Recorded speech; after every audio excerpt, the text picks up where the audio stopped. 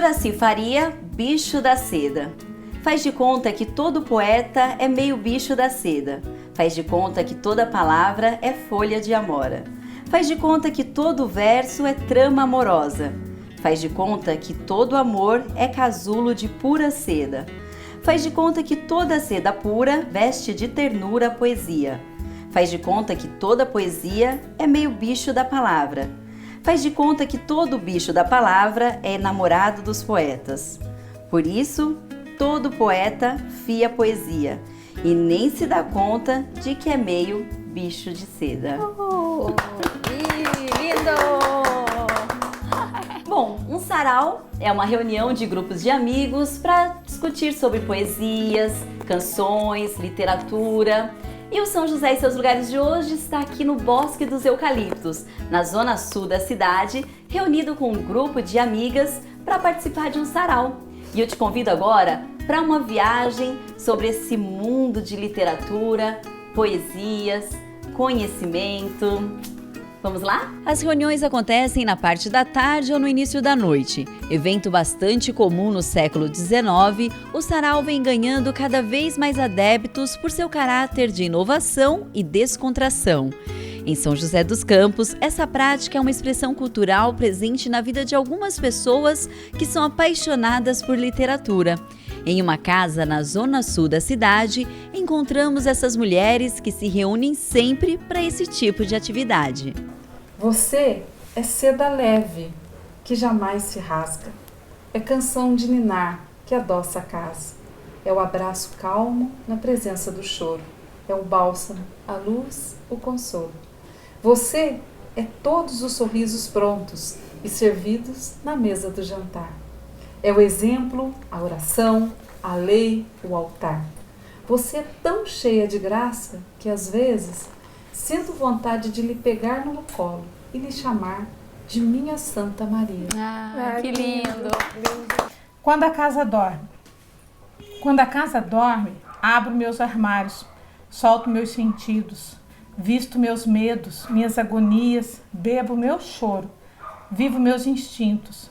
Quando a casa dorme, acendo minhas luzes, incenso o quarto, dispo-me de culpas, beijo minha boca, penso poesia, crio palavras. Viva Dirce Araújo, nossa lindíssima. Eu vou ler um poema do Oswaldo Júnior, Fixação. Na verdade eu vou declamar porque eu já aprendi, né? Diz assim: criei um nome para você. Criei um cheiro, uma voz. Criei você comigo durante toda essa semana. De querer sozinha conheço os riscos. Meu coração já nem reclama. E já que criando sigo, criei que vocês me amam. Além de recitar poesias, todas aqui também são escritoras. Com vários títulos publicados, elas explicam que os encontros são principalmente uma maneira de divulgar as obras de outros autores regionais. Sempre tem um escritor que está falando da sua obra e a gente comunga desse momento, a gente acaba apreciando, a gente lê a obra do colega, do escritor e difunde isso, persevera para que outras pessoas tenham acesso, compra, dá de presente para o amigo, dá de presente para o vizinho, divulga nas redes sociais, que é uma ferramenta importante nesse momento, né, na divulgação dessas obras. Depois a gente fala sobre a importância da literatura e come. Geralmente tem comida no final. Na casa da escritora Zenilda Lua, tudo remete à literatura. Orgulhosa, ela fala de alguns dos muitos livros que fazem parte do acervo pessoal. Essa casa respira arte, nós respiramos arte, eu vejo a arte como uma transformação social. Sem a arte não tem a mesma graça, né? Eu brinco que fé e arte estão unidos e precisa ser praticado o tempo inteiro. Você fala, em especial a literatura me seduziu desde menina, desde muito pequena, então eu não vivo sem livro. Se você percebe, todos esses livros foram lidos e relidos e são manuseados semanalmente, quase diariamente. Tem a parte da música também, né, que é a arte que não deixa de ser literatura. São músicas que vieram através de poetas da nossa cidade, da nossa região. Temos mais livros aqui, temos mais livro nessa parte, que são livros também de nossos escritores regionais, dos amigos. E no meio de tantos livros, letras e literaturas, encontramos uma professora de matemática que também é uma poetisa. E para quem acha que números e letras não combinam, é melhor rever esse conceito. Professora Juracy, como que a gente consegue conciliar, como que é essa paixão, né, de letras com números, e aí surgiram até alguns livros, olha só, 4 livros já de sua autoria? Explica essa paixão pra gente.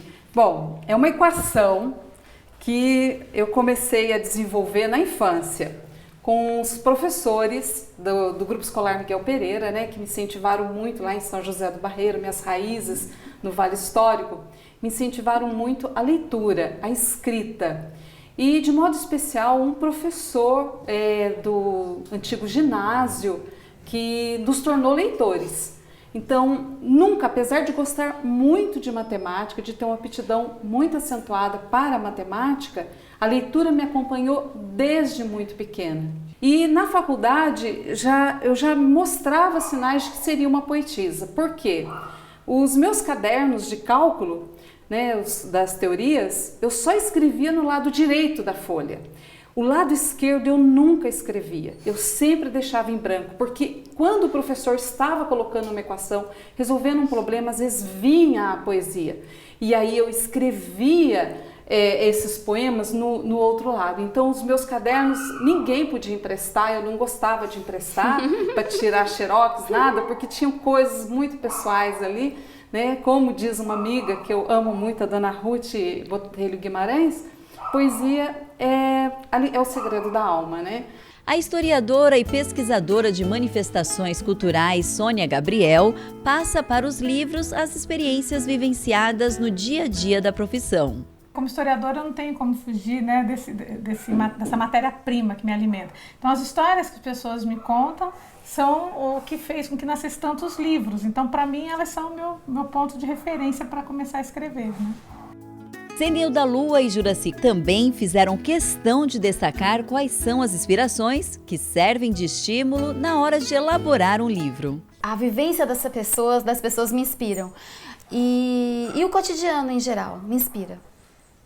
Deus também me inspira muito, a natureza me inspira muito. São várias inspirações, né, meninos?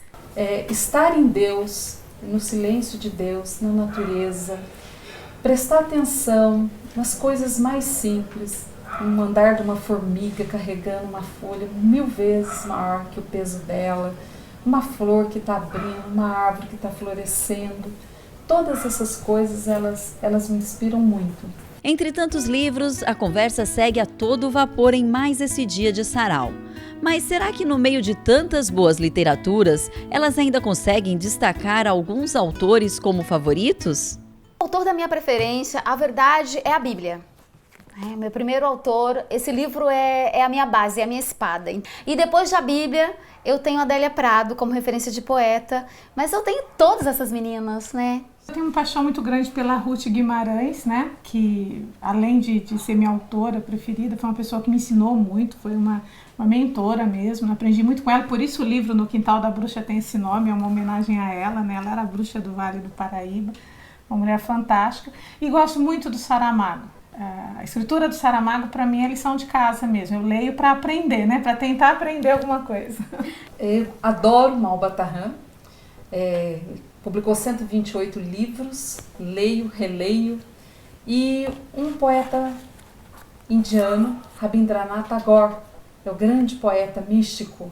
Então eu bebo muito nessa fonte todos os dias, mas tenho carinho muito especial por Guimarães Rosa, por Adélia Prado, são tantos, Ruth Guimarães. São muitos mesmo. É impossível a gente esquecer. Um grande amigo, Ricardo Estevão de Almeida, de Pindamonhangaba, e é impossível a gente eleger um só, né? Mas são muitos. O São José e seus lugares com o tema Sarau volta já.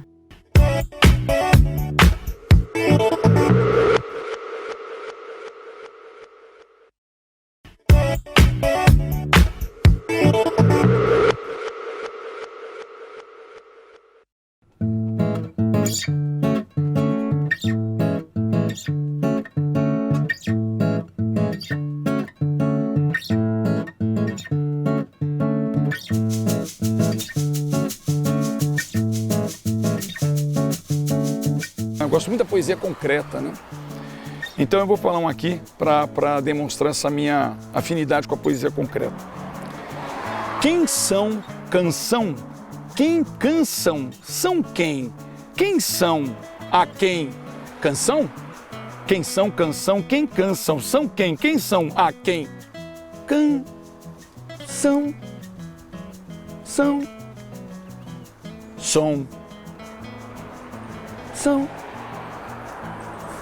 A brincadeira com as palavras, né? Evento cultural ou musical onde as pessoas se encontram para se manifestar artisticamente, o Sarau tem atraído cada vez mais adeptos em São José dos Campos. Em um dos principais cartões postais da cidade, encontramos o poeta Moraes. Apaixonado por esse tipo de atividade, ele conta quais são os tipos de manifestações que costuma participar. Eu participo e participo de vários eventos literários, né? No final dos anos 70, início dos anos 80, eu participava de um movimento de praça ali na Afonso Pena chamado O Canto da Cultura, onde nós reuníamos vários escritores, poetas e o público, e lá nós fazíamos leituras, interpretações, esquetes, né, com o público. Participei também de alguns projetos com o Sesc, né, em concursos de poesia falada, também muito interessante, né? O público levava a sua poesia, né, fazia a leitura da sua poesia ou interpretava a sua poesia. Ali havia um julgamento e quem ganhasse recebia livros. Muito interessante essa proposta. Participei também de um projeto muito interessante, chamava-se Futebol e Poesia, no Sesc também, né? Nós colocávamos 5 jogadores de cada lado, né? E na medida que nós fazíamos uma jogada de efeito, isso tudo podia ser combinado ou não, parava-se, né, para fazer a leitura de um poema. E fora isso, eu fui convidado para falar poesia em shopping, em fábricas, igrejas, né, sindicatos, universidades. Quer dizer, na medida que você passa a ficar mais conhecido, as pessoas começam a te convidar para participar, né, dessas intervenções. Isso é muito interessante. E fora isso, também os saraus, né? Os saraus nos bares, os saraus em clubes, né? Os saraus nas ruas. Com 9 livros publicados e mais 2 saindo do forno, o poeta fala como conciliar a carreira acadêmica com gosto pela escrita. Confesso que é uma tarefa árdua, não é uma tarefa fácil, porque eu compreendo que fazer um bom poema exige tempo. Fazer um bom poema exige ócio, ou seja, não ter nenhum tipo de preocupação, né? A não ser com a elaboração do poema. Então eu procuro fazer essa atividade de madrugada. Eu sou uma pessoa notívaga, eu gosto muito da noite, né? Eu tenho uma grande paixão pela noite. E eu tenho o hábito de dormir tarde e tenho que levantar cedo. Mas eu já estou habituado a isso, né? Então eu tenho o hábito também de preparar as minhas aulas, de fazer as minhas leituras, tudo no período noturno. Na cidade que comporta mais de 700 mil habitantes, o Banhado foi escolhido pelo poeta como lugar preferido. Nesse espaço, caneta, caderno e autor se unem e tudo se transforma em uma coisa só. Moraes explica por que esse lugar atrai tanto a sua atenção. Muitas pessoas entendem o Banhado como uma grande metáfora. As pessoas que não conhecem São José dos Campos e vêm aqui pela primeira vez, no primeiro momento, pensam que aqui tem uma praia, né? E o Banhado, eu diria que é uma síntese da cidade de São José dos Campos, né? Porque pelo alto passam os aviões, mais ao fundo há uma fábrica, né? Nós temos aqui, né, os prédios, nós temos aqui uma comunidade, né? Nós temos aqui criação. Então, eu creio que o Banhado expressa as contradições da cidade de São José dos Campos, né? Isso bem na região central de São José dos Campos, né? Então, ele, sem dúvida alguma, é uma pérola para os nossos olhos. Ele é indispensável para a qualidade de vida e a saúde da população. E ele, por si só, é um poema, né?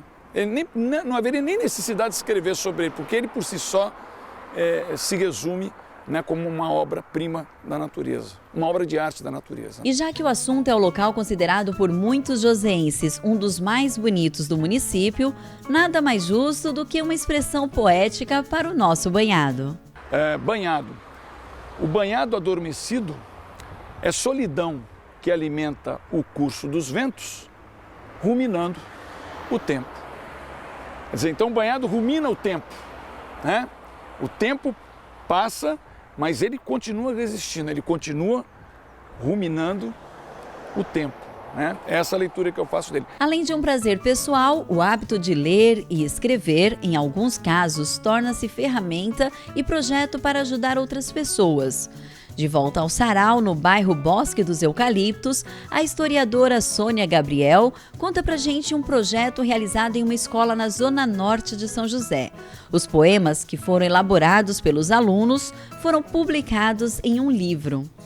Trabalhamos com eles a questão da amorosidade, das relações afetivas, da memória afetiva. Envolvemos desde o 6º ano até o 3º ano do ensino médio.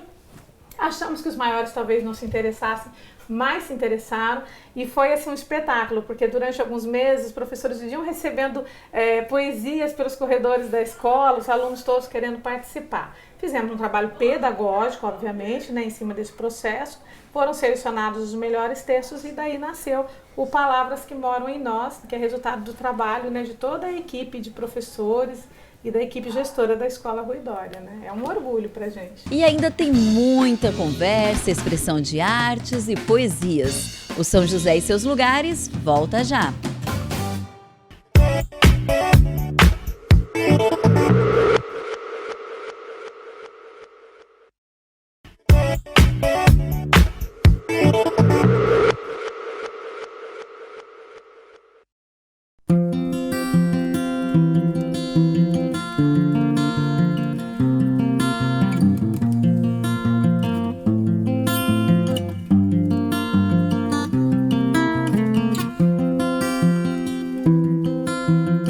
O São José e seus lugares de hoje faz uma viagem pelo mundo da literatura. Conversamos também com algumas pessoas aqui da nossa cidade que se apaixonaram pelo ato de escrever. Do papel para os livros e dos livros para as rodas de conversas. Esses são os saraus. E se assim como esses escritores, você também tem vontade de dar vida aos poemas e estrofes, vale levar em consideração algumas dicas. Bom, o conselho que eu gostaria de dar para as pessoas que querem se enveredar para o caminho da literatura são 3 conselhos. Quais são eles? Leia, leia, leia. Leia, leia, leia. É preciso ler. Quanto mais você lê, quanto mais você tem acesso a vários estilos, a vários autores, né? A várias formas, mais facilmente você se permite ao encantamento da literatura, da poesia.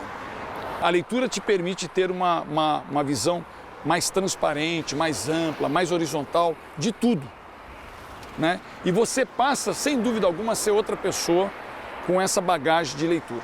Leia, leia e leia. O grande problema que nós enfrentamos é que nós temos, isso é uma fala que a Ruth fez uma vez, até brincando, Ruth Guimarães, mas que eu entendo assim numa profundidade. A gente, hoje em dia, com algumas facilidades para se publicar, nós temos, acho que, mais escritores do que leitores até. As pessoas querem escrever, mas não querem ler. E a gente só aprende a escrever e a ver o mundo, né, com um olhar um pouco mais crítico, um pouco mais profundo, através da leitura, seguindo os mestres, né, aos clássicos. No Brasil nós temos muitos bons escritores, Drummond, Adélia Prado, Guimarães Rosa, João Cabral de Melo Neto, Manuel de Barros, Manuel Bandeira, Rosiana Murray, quantos autores maravilhosos nós temos. E é o exercício da leitura e também da escrita. Escrever é um exercício, uma tarefa. Então, a escrita, a reescrita, sempre duvidar de que está bom, sempre retomar o texto até a hora que você fala. Não, chega, você já pode voar. né? Mas esse é o conselho, a leitura, a escrita e reescrita. Sim, sim. Leitura, insistentemente. Bons livros, gibis, crônicas dos amigos. E tá sempre mostrando para o amigo também. Pedindo, Leia, né? você pode dizer se tá... o que você achou? Né? Tá razoável? Precisa mudar alguma coisa? Melhorar? Eu faço isso sempre, porque eu sempre acredito que podemos melhorar. E só melhoramos com leitura. Todos os autores aqui têm uma outra profissão. Mas como será que eles conseguem conciliar o prazer de participar de momentos como esse com as atividades do dia a dia? Eu consigo conciliar a minha vida profissional com a leitura, os saraus, a minha família, o lazer, de forma inusitada, inédita. Eu não sei explicar direito, mas eu consigo. No horário de almoço, eu consigo ler uma crônica, eu consigo ler o jornal, eu consigo ler a Sônia Gabriel, eu entro num site rápido e eu consigo fazer um dengo na minha filha à noite. E é difícil, não é fácil não, mas eu consigo. Não é fácil. Eu sou professora de matemática, mas nunca vou para a noite sem ler, nunca começo uma manhã sem uma leitura. Sempre estou com a minha bolsa, com algum caderninho de anotação para escrever algum poema, algum texto que está chegando. Jornal, crônica, hoje, né, o WhatsApp, o celular, o Facebook na mão da gente. Então, nos intervalos, corro para ver o que Zenilda postou, o que Sônia postou, o que outros amigos escritores. E a gente, sem perder de vista, a família, né? Às vezes, meus filhos reclamam um pouco, né, principalmente das atividades culturais, porque gostaria que a gente tivesse mais tempo. Mas, como as atividades culturais, elas, na verdade, elas alimentam a gente, eu acabo levando todos eles comigo. Então, filha para ilustrar, filho para ir comigo, para tocar. Então, eu vou levando meus filhos para que eu fique com eles e, ao mesmo tempo, com as atividades. Eu não consigo conciliar coisa nenhuma, gente. É a maior correria. É claro que, se tratando das pesquisas, eu tenho prazos para dar conta, então eu tento me organizar da melhor maneira possível. Mas eu tenho um filho adolescente e uma pequenininha. Um está na faculdade, a outra está no primeiro ano, né? Marido, casa, trabalho. Agora, a leitura a gente consegue porque ela é um prazer. Então não é uma obrigação, não é uma dificuldade, é o respirar da gente. Então onde a gente estiver, a gente, se for no dentista, lê até bula de remédio, revista velha, né? O que aparecer, a gente pega e lê. Como a gente tem sempre um Porque livro na gosta bolsa, de né? ler. De preferência, né? A gente carrega uns livrinhos também, né? Mas não tenho conseguido conciliar tanto quanto eu gostaria, não. Muito além de um simples prazer em participar de eventos relacionados à literatura, como os saraus, o hábito da escrita proporciona outros bons sentimentos. O hábito de escrever me deixou mais sensível, mais amorosa com os outros. Eu não sei como que eu seria se eu não escrevesse. O hábito de escrever está comigo desde que eu me entenda por gente. Então eu não sei nem dizer se me transformou em algo melhor ou em algo pior, né? Me fez o que eu sou. Então é uma coisa que é de tanto tempo que eu não sei, não tenho nem ideia de como que eu seria se eu não fosse, né, essa pessoa que escreve, que lê, que erra, acerta, tenta de novo, né? O hábito de escrever me impossibilita uma cura interna, melhora, mas eu não, assim, internamente, mas eu não sei se eu fico melhor escrevendo, não. Mas Tem hora que a gente fica até bem ruimzinha, dependendo da situação do que bravas. você escreve, né, você fica um pouco mais introspectiva e dolorida, mas eu acho que a leitura também, me né? ajuda, me ajuda, a leitura sempre me ajuda. Agora vamos dar um tempinho na entrevista, porque o motivo principal desse sarau é expressar sentimentos através da leitura de poesia. Pare de reclamar, vê se muda de atitude, pois se Deus pode ser God, a vida pode ser good, a vida é good. Reginaldo Poeta Gomes. Cantiga de ventos das fiandeiras das palavras. Menina esquisita vem rodopiando com pés descalços, cabelo ao vento, de muito longe vem, trazendo notícias, cores e cheiros de um amanhecer. Ventos amigos, vem, com a memória dos dias, vida que vai e vida que vem. Feito poesia, vem vontade liberta da primavera e dos raios de sol. Feito poesia, vem vontade liberta da primavera e dos raios de sol. Viva a poesia! Viva as fiandeiras! Viva as fiandeiras da palavra! E para quem não tem o hábito de ir até um sarau, o poeta Moraes deu um jeito de levar poesia ao público em geral. O poeta criou o projeto Panfletagem Poética. A ação já acontece há mais de 30 anos. Eu publico bimestralmente um panfleto, papel jornal, né, que eu chamo de quadrilátero de papel jornal.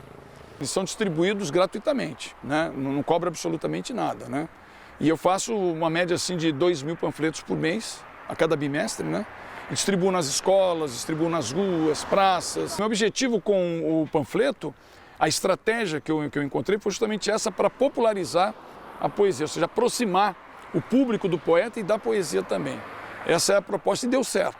A gente nota, por exemplo, que a pessoa não joga fora o panfleto, mesmo que ela não tenha compreendido ou ela não tenha afinidade com a poesia, é difícil você ver um panfleto no chão. E em um mundo onde a tecnologia busca facilitar a interação entre as pessoas, a escritora Zenilda Lua ainda prefere fazer do velho hábito de escrever cartas uma declaração de amor aos seus amigos. As cartas fazem parte da minha infância, da minha vida inteira, né? O tempo inteiro eu escrevi cartas quando era pequena, quando eu era criança e quando jovem, um poeta escreveu uma carta e essa carta se transformou num amor lindo, intenso, e a gente se conheceu por causa dessa carta, se casou e ficamos casados 22 anos. E até hoje eu escrevo cartas de amor para os amigos, para meus irmãos, para minha mãe, para os afilhados, para a Sônia Gabriel. Escrevo cartas, faz parte da minha rotina, preciso postar cartas.